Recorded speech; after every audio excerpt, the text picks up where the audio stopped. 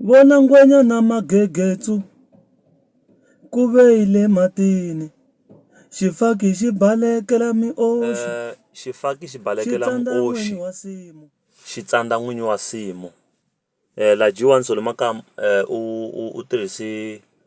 xivulavulelo kumbe swivuriso xikan'we na swigaririmi. Swi vula munhu wa ku hanya ku fana na cindu. Leswiya swa ku u hanya u kha u pfuna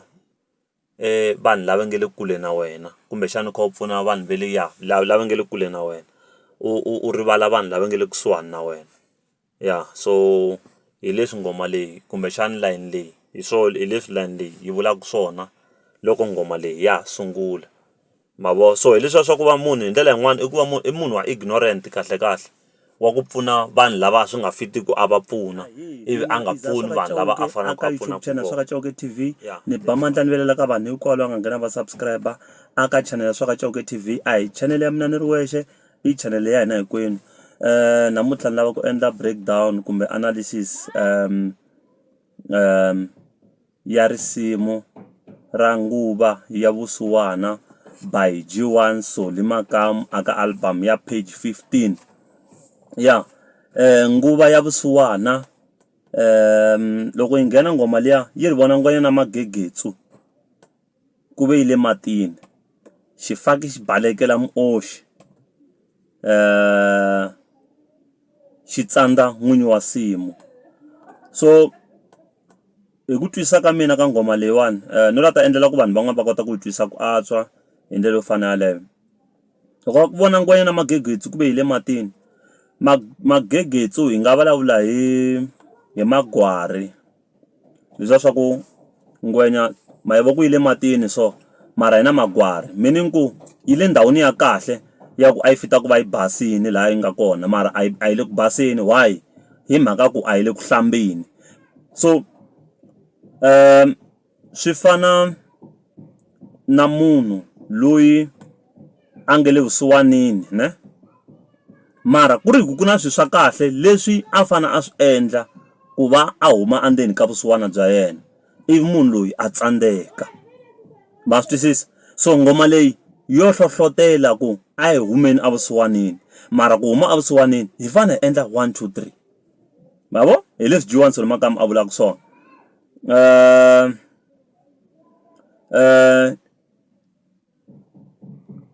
U nga vi n'wamagwetani xi ri masimu hi nomo. U nga vi n'wamagwetani xi ri masimu hi nomo. U nga vi munhu wa ku loloha luya wa ku vula ku mavo vanhu lava va ku a ku let's say ni ku mina yindlu ni nga yimaka a yindlu ni nga yimaka kumbexana ku mundzuku ni ta maka yindlu mundzuku, ivi loko ri xa mundzuku yindlu leyi u nga yimaki. So swi la tala ku ri u yimakile hi nomo. So leswi ngoma leyi ri nga ta kombisaka sweswo. Okay, so ni ta jump leyi part ya ku sungula, ni ta jump part leyi ya ku sungula ni ya ka part ya le ku heteleleni leyi loko ngoma kha ya ku heleni ni ta tlhela ni vuya la xikarhi. Why ni ya le ndzhaku? It's because ku na tilayini tin'wani ni ti rhandzaka ngopfu halaya ene ni lava ku vanhu va rhanga va twisisa ngopfu tona cause ni twa nga ku ti na vundzeni na ku va vanhu hi kota ku tsundzuxana hi ndlela yo fana yaleyo ne. Ni ta kombela mi nga rivali ku subscribe aka channel swa ka Chauke TV. Ni wa ni pfuka na ti-content ta ku hambanahambana hi kha hi vulavula hi tinghoma ta Jiwani Solo Makamu na tin'wana ta tinqambi hikwalaho ka rirhandzu leri ni nga na rona aka n'wina.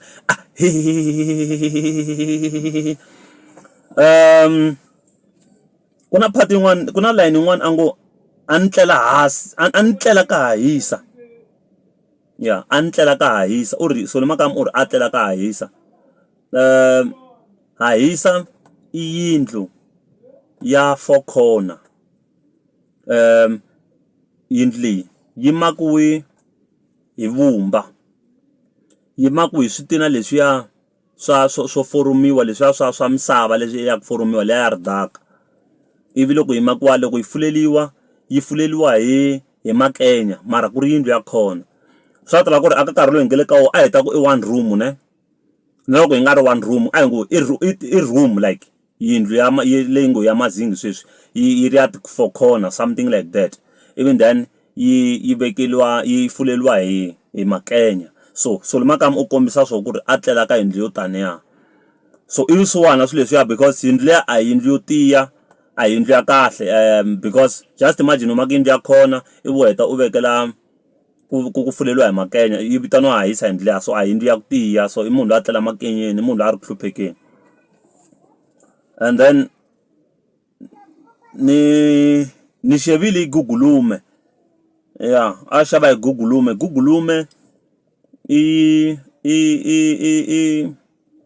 i mati i hlanganiso wa mati na munyu na mafurha nkarhi wun'wana ma cheliwa mara makala no twisa ku ka gugulume leya Solly Makamu a ku ri hana mafurha because u ringeta kombisa ku tikeliwa loko a ri na kona loko a ha kula because hi mhaka vusweti lebyi a byi ri koho ka vona ma vo and then ni nwa xikhambeleni va chela na chukela so xikhambeleni like simple xikhambeleni i mati ku chela na chukela swi va ku va i mix ya mati na chukela se swi va xikhambeleni swi ta ku loko a la ku nwa xixa ku fana ni mbela na cold drink kumbe juice a kuma xikhambeleni hi xo lexi a tshama kha nwa xona ma vo so u kombisa ku tikeliwa loko a ri na kona or a ni famba hi milenge sweswo a ni famba hi movha and hayi movha yo phushiwa hi ndlayile ku yi fika la Juwan and hayi movha yo phushiwa like i movha a ko va movha nje i movha ku a yi phushiwi movha ya ku ba one kick and indeed Solly Makamu u famba hi movha kahle njhani ma tiva na fambela hi movha kahle one kick yeah so hi swo leswi a ni lata ku hi rhanga hi vulavula hi swona ni tsundzuxa vanhu na ku because ku na vanhu va ku tala Xitsonga a xi tiva mara xi tiva ku hambana na swin'wana na swin'wana ma vo so mo ni sungula kahle na ngoma leyi ya loko se yi nghena timhakeni yi ri u nge voni Lamborghini va yi navetisa ka TV hikuva xavi va yona a va voni TV Solly Makamu loko mo cheka kahle la Solly Makamu loko a za fika ka xiyimo lexi ka line leyi a kombisa timhaka ta ku ri mi nga tshameli ti-TV like mi tshame swo ka swi nga pfuni nchumu mi tshika ku pfuka mizamazama so loko wo langutisa ka TV na TV nene leyi ka TV a va navetisi ti-Lamborghini laha because vaxavi va yona a va voni TV meaning ku va hisa lava va mali a va teki nkarhi wa vona va wu tata aka TV not ku really ku a va voni a va teki nkarhi wa vona va wu tata hi ku vona TV because vanhu lava kumeka va ri busy na timhaka ta ku hleketa hi mali na ku plana mali na ku tirha mali ma vo and then u nga kombeli advice ka munhu wo famba hi theze u ta ku heta matimba a ni famba hi theze John Solly Makamu la ni vavisinyana la koko sana fambi yo theze la ni vavisini mara ngwenya la hi ringeta kombisa ku okay yi rini u nga kombeli advice ka munhu wo famba hi theze u ta ku heta matimba a ku ka ranger u nge lungi famba xava yo chipa u save mali line leyi kombisa timhaka ta ku u nga kombeli advice ka munhu luwa wa ku wa le ka xiyimo xe le hansi hi vulavula hi vanhu lava mi kuma ku a nga humelelangi like for an example this my example famba kombela ti-advice ka vanhu vo tlhariha kumbe ka vanhu lava nga humelela kumbe ka vanhu va successful because hi vo lava nga ta ku lifta u ya henhla than munhu loyi a nga le ku struggleni loko u ta ka mina nge le ku struggleni ni nge pfumeli u ya fika le henhla mina ri le hansi ni ta ku tshikeleni ku a endla leswa so hi mhaka yini munhu u va kha a chava competition so ku fana munhu wa theze a nge pfumeli ku a nge ku advise ku famba xava ranger ku ri yo famba hi ximovhana xo chipa xa theze xo tshama kha xi kha xi bloka tikhabareti ma swi twisisa so u ta ku advise ku famba save mali wena u xava theze kumbe u xava ximovhana xo chipa hi ndlela yo fana leyo so ango yini ni swi vonile swa le hansi ni lava ku vona swa le henhla i munhu loyi a ri le ku hluphekeni kumbe a nge le ku hluphekeni ango okay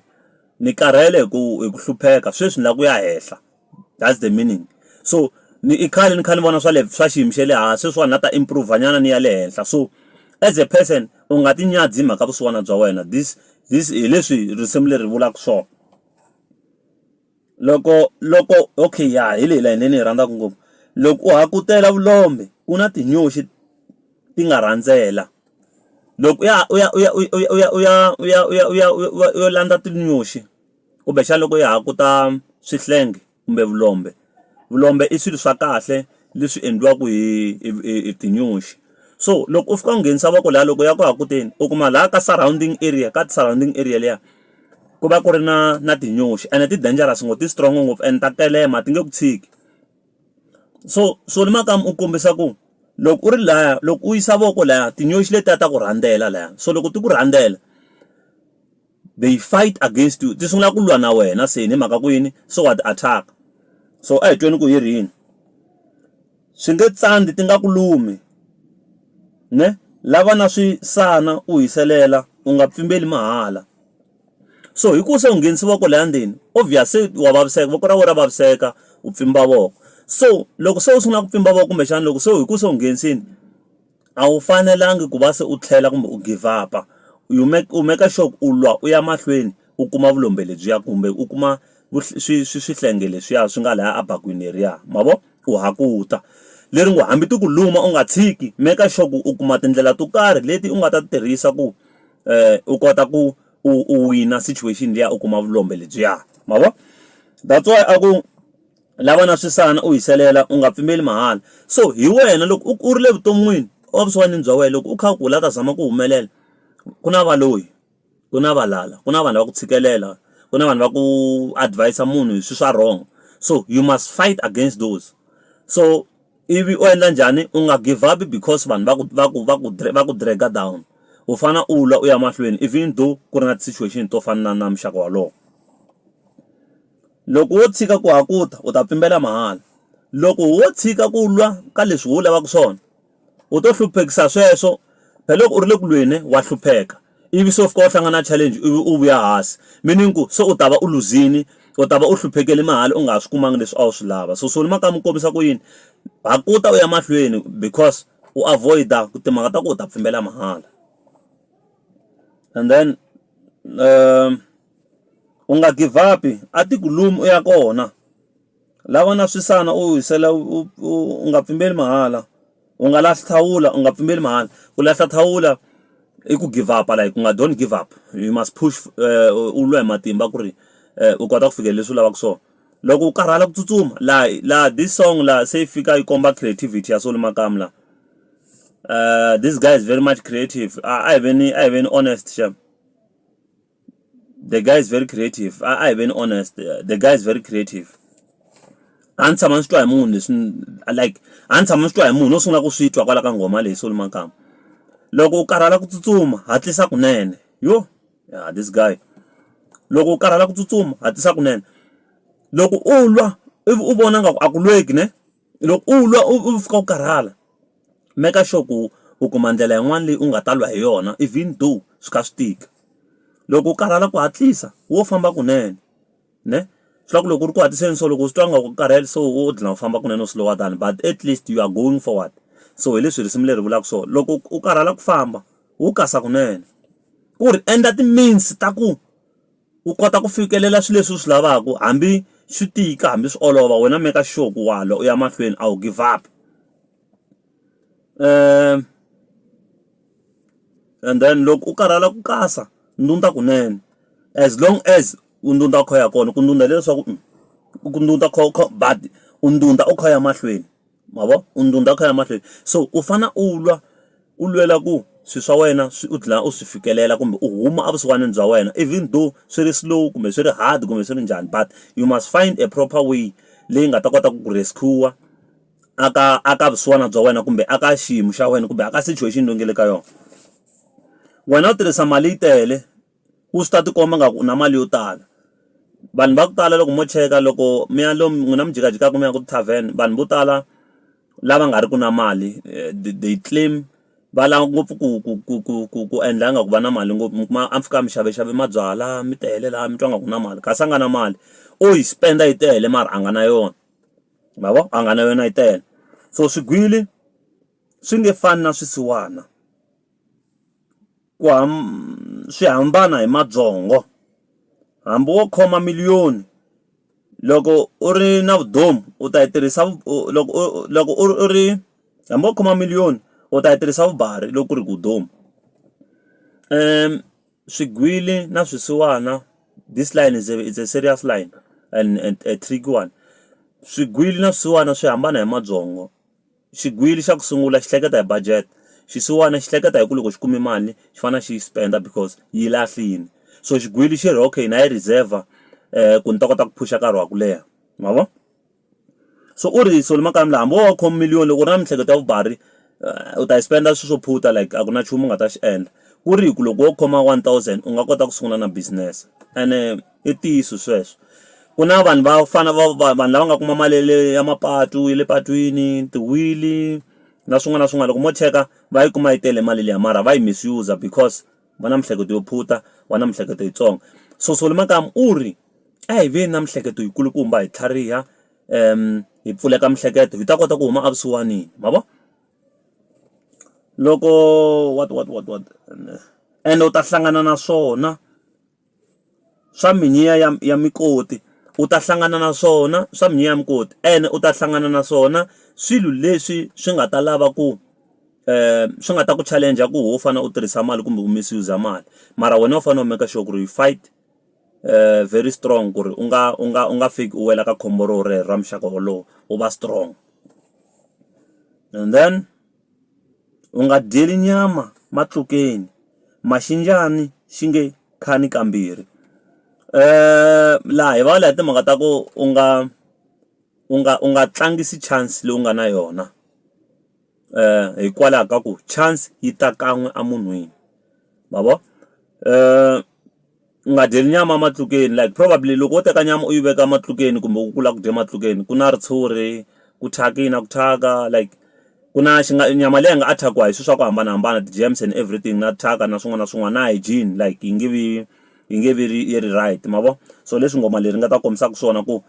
u nga tlangi hi chance leyi u nga na yona because maxinjana a xi khani kambirhi a swi chance a yi humeli a yi ti kambirhi ka munhu wun'we